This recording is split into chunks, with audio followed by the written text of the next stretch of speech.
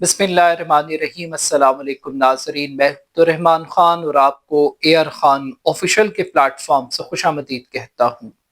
नाज़रीन, पाकिस्तान में field marshal को 27वीं आईनी तरमीम की ज़रूरत क्यों पेश आई?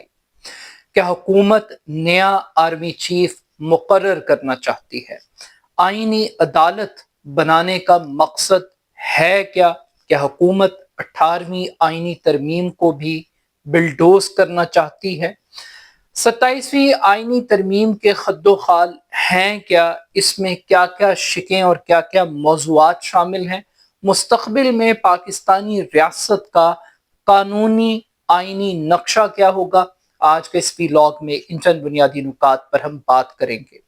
मीडिया रिपोर्ट्स के मुताबिक आज पाकिस्तान पीपल्स पार्टी के चेयरपर्सन बिलावल भुट्टो जरदारी ने एक ट्वीट के जरिए इस बात का इंकशाफ किया कि हुकूमत ने 27वीं आईनी तरमीम की मंजूरी के लिए उनकी हिमायत मांग ली है और पीपल्स पार्टी से सपोर्ट का तकाजा किया और इस बात का भी इंकशाफ किया कि बाकायदा तौर पर प्राइम मिनिस्टर अपने डेलीगेशन के हमरा प्रेसिडेंट हाउस आए और उन्होंने ऑफिशियली 27वीं आईनी तरमीम पर हिमायत का तकाजा किया।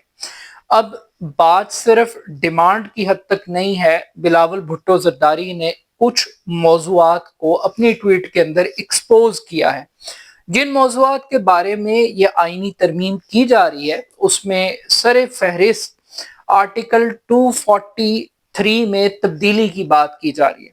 अब ये जो आर्टिकल 243 है ये बुनियादी तौर पर पाकिस्तान की मुसल्लह अफवाज में जो तकर्री तैनाती सीनियरिटी का जो पूरा प्रोसेस है उससे मुताल्लिक है और उसके बारे में अब हुकूमती वज़रा भी इस आर्टिकल में तब्दीली की बात को जिस तरीके से तज्जिया पेश कर रहे हैं वो ये कह रहे हैं कि जो फील्ड मार्शल साहब हैं उनको एक आईनी तहफ़्फ़ुज़ दरकार है उनके ओहदे को लेजिटिमेट बनाने के लिए, क्योंकि वो 5 स्टार जनरल बन चुके हैं तो अब उस 5 स्टार जनरल के ओहदे को उस ऑफिस की सेंटिटी को कानूनी बनाने के लिए इस शिक के अंदर तब्दीली बहुत ज़रूरी है।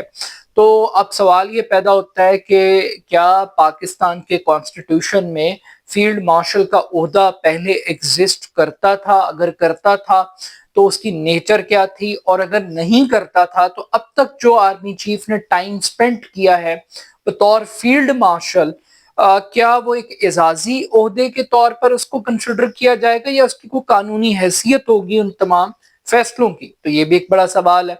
बहरहाल अब फील्ड मार्शल के ओहदे को आईनी तहफ़्फ़ुज़ देने का फैसला तो हो गया, लेकिन जब फील्ड मार्शल एक 5 स्टार जनरल के ओहदे पर चले जाएंगे तो नेचुरली आर्मी चीफ जो कि एक 4 स्टार जनरल की पोजीशन पे बात चली जाती है। फिर उसके बाद कुछ लोग ये कह रहे हैं कि जो आर्मी चीफ का ओहदा है और उसके बाद अगर आर्मी चीफ का ओहदा भी फील्ड मार्शल साहब अपने पास ही रखते हैं तो फिर vice chief of army staff का एक नया ओहदा क्रिएट किया जाएगा और इस पोजीशन को भी फिल किया जाएगा। अगरचे जो इख्तियारात हैं वो फील्ड मार्शल के पास ही रहेंगे, लेकिन कानूनी और आईनी तकाज़ों को पूरा करने के लिए ये प्रोसेस किया जाएगा। तो अब हुकूमत नया आर्मी चीफ लगाती है या vice chief of army staff लगाती है, ये आने वाला वक्त ही बताएगा।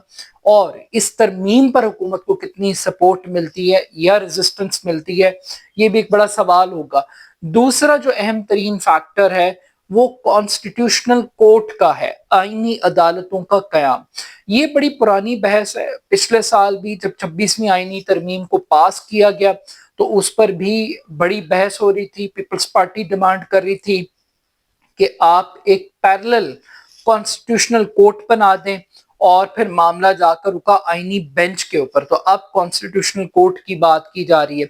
तो आईनी बेंच का अंजाम सबके सामने है। जितना कंट्रोवर्शियल ये आईनी बेंच है, जितना आईनी मामलात का पाकिस्तान के अंदर मजाक उड़ाया जा रहा है, इसकी तारीख में कभी मिसाल नहीं मिलती। फिर इससे थोड़ा सा आगे चलें تو آپ کو یہاں پر یہ پتہ لگتا ہے کہ 3 اداروں کو ٹارگٹ کیا گیا ہے. ایک پاکستان کا جوڈیشل سسٹم اور دوسرا پاکستان کا جو الیکٹورل سسٹم ہے اس کے اوپر اٹیک کیا گیا ہے. اور جو تیسرا امپورٹنٹ فیکٹر ہے اس پوری ترمیم کے اندر وہ وفاق کو بااختیار بنانا ہے. جو وفاق کے اندر 18ویں ترمیم کے بعد جو کمزوریاں پیدا ہو گئی ہیں ان کو ریوائز کرنا ہے. اب بلاول نے کچھ ترمیم پوری نہیں لکھی لیکن ایک فقرے کے اندر بتا ضرور دیا کہ یہ موضوعات شامل ہیں. اب یہاں پر بلاول اپنی ٹویٹ میں یہ بتا رہے ہیں کہ جو ججوں کی تقرری کا اختیار ہے، جو طریقہ کار ہے، اس کو تبدیل کرنے کی بات کی جا رہی ہے.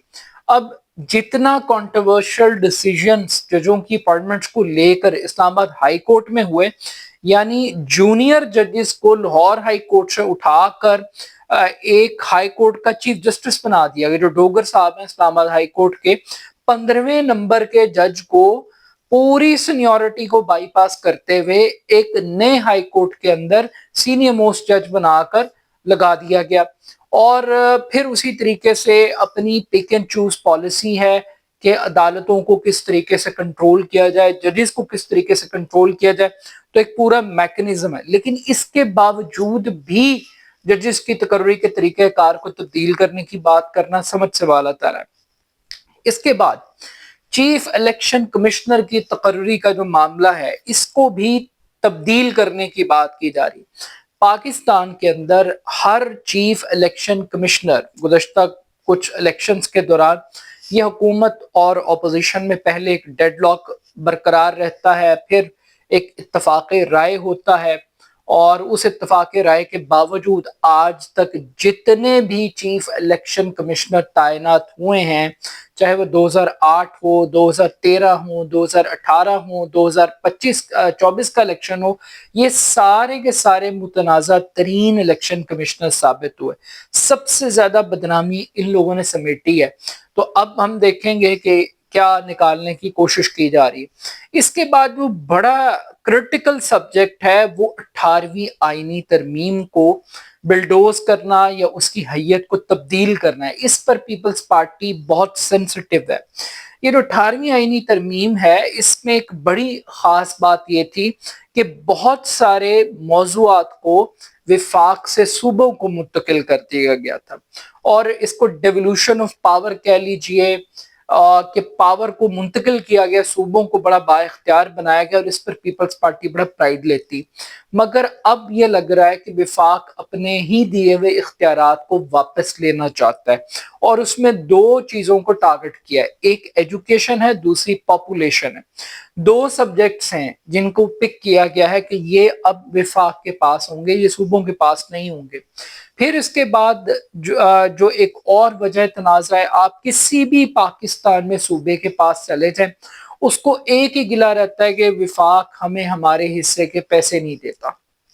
ہر صوبہ، چاہے وہ سندھ ہے، چاہے وہ کے پی کے ہے، چاہے وہ بلوچستان ہے، سوائے پنجاب کے.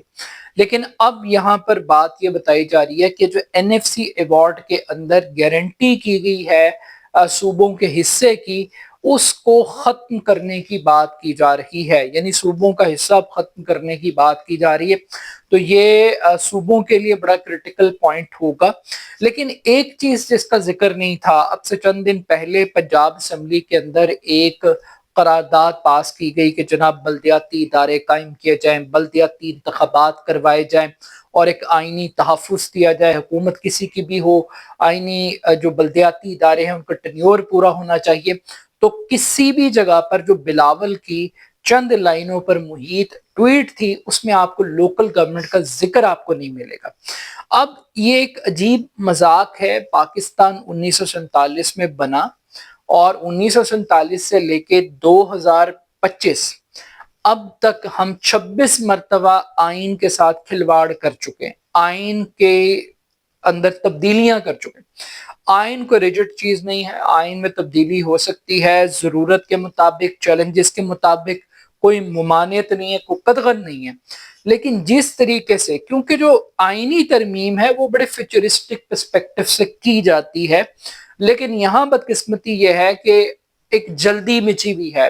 یعنی جو کام نہیں ہو رہا اس کو قانون کے مطابق کام نہیں کرنا، بلکہ قانون کو کام کے مطابق مولڈ کر لو۔ یعنی جج کس طرح کا چاہیے، جج کا کرائٹیریا کیا ہونا چاہیے، کرائٹیریا جو آلریڈی ایگزسٹ کرتا ہے اس کے اوپر جج کا سلیکشن نہیں کرنا، بلکہ جج کی شخصیت کو دیکھ کر سلیکشن کرائٹیریا کو تبدیل کر دینا کہ بھی ہماری ڈیمانڈ یہ ہے کہ اب جج اس طرح کو، یعنی فار ایگزامپل مثال دیتا ہوں کہ سپریم کورٹ میں ایک ٹریڈیشن تھی کہ جو سینئر موسٹ آدمی تھا وہ چیف جسٹس بنتا تھا، مگر یہاں کیا کیا گیا، جو سینئر موسٹ آدمی ہے وہ ریس سے آؤٹ ہو گیا، دوسرے نمبر والا ریس سے آؤٹ ہو گیا، اور تیسرے نمبر والے کو آپ نے چیف جسٹس کا قلمدان سونپ دیے کیونکہ آپ کا آدمی تھا۔ اسی طریقے سے آپ نے جو آئینی عدالت کے اندر جج صاحب جو 5ویں نمبر پہ تھے ان کو اس آئینی بینچ کا سربراہ بنا دیا۔ تو یہ ایک مذاق ہو رہا ہے آئین میں پاکستان کے ساتھ۔ ٹیکنیکلی دیکھیں یہ جتنی آئینی ترمیم ہے ان کا تعلق پاور کے ساتھ ہے، پاور پالیٹکس کے ساتھ ہے، اس کا تعلق عام آدمی کے لیے نہیں ہے، انصاف نہیں ہے۔ اس پوری جتنی بھی باتیں آپ نے سنی ہے اس میں سے ایک چیز کا تعلق بھی ایک کامن آدمی کے معاملات کے ساتھ نہیں ہے۔ یہ سارے کا سارا جتنی آئینی تبدیلیاں ہیں یہ ایک ادارے کے لیے ہیں، ایک خواص کے لیے، ایک گروپ کے لیے ہیں، اس میں ہر پاکستانی کے لیے کوئی پیکج کوئی کچھ نہیں موجود۔ ہاں یہ سب کچھ ہوگا جمہوریت کے نام پہ، سب کچھ ہوگا آئین کے نام پہ۔ اب آپ ذرا کمپیریزن کیجئے، ایک طرف پاکستان کی یہ سو کالڈ ڈیموکریسی ہے اور دوسری طرف امریکن ڈیموکریٹک سسٹم ہے جہاں پریزیڈنشل سسٹم ہے۔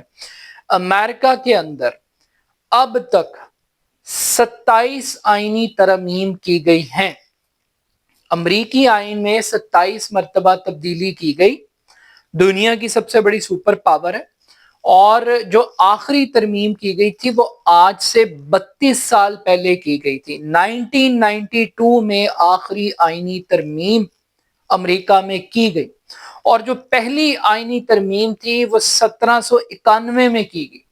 1791 میں پہلی آئینی ترمیم، یعنی پوری آپ سمجھ لیجئے 18ویں صدی، 19ویں صدی، 20ویں صدی، یعنی 200 سال کے دوران یا 200 سال سے زیادہ عرصے کے دوران پورے امریکہ کے اندر ٹوٹل 27 ترمیم ہوئی ہیں، اور پاکستان 1947 میں بنا ہے۔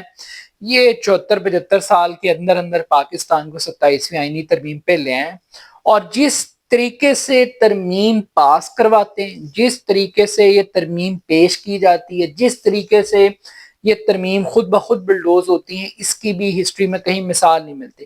یعنی یہ بات پیپلز پارٹی کے ایک لیڈر سے پتہ لگ رہی ہے، گورنمنٹ نے پبلک جو سب سے بڑی سٹیک ہولڈر ہے، کسی نے یہ زحمت گوارا نہیں کی کہ سب سے پہلے وہ پبلک اویئرنیس کے لیے بھی کوئی بات پبلک میں بھی بتائے، پبلک کے سامنے بھی کوئی چارٹر آئے، کوئی مینیفیسٹو آئے، کوئی نکات سامنے رکھے جائیں، کوئی پبلک ڈیبیٹ ہو، کوئی ڈسکشن ہو۔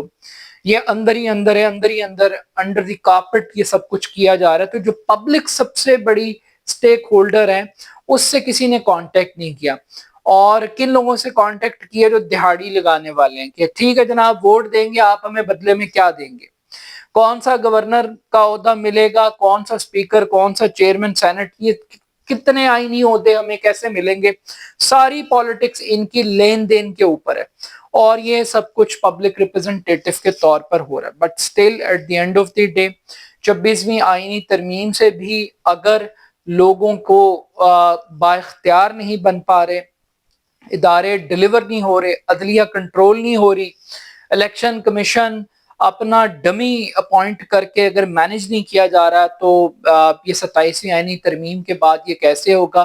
لگتا ہے کہ 27ویں کے بعد 28ویں آئینی ترمیم ہوگی، لیکن یہ تمام تر ترمیمیں بے سود ہیں، اس کا پاکستان کو اور پاکستان کی عوام کو تو کوئی فائدہ نہیں ہے، لیکن جو پاکستان کی سپر ایلیٹ ہے شاید اس کو کچھ نہ کچھ ذاتی حیثیت کے اندر بینیفٹ ہو جائے۔ بٹ سٹل دیکھیں گے تحریک انصاف کیسے اپنے کارڈز کو پلے کرتی ہے، اپوزیشن کیسے اس آئینی ترمیم کو ایکسپوز کرتی ہے، مولانا فضل الرحمان صاحب اپنا کیا ریٹ لگواتے ہیں، اور پارلیمنٹ کے اندر کتنے دن یہ مزید سرکس چلے گا۔ لیکن ابھی تک کوئی باقاعدہ طور پہ کوئی ڈاکومنٹ ہمارے سامنے نہیں آیا، اور یہی المیہ ہے کہ جمہوریت میں شفافیت ہوتی ہے، لیکن یہ واحد پاکستان کی جمہوریت ہے جس میں شفافیت تو نہیں ہے۔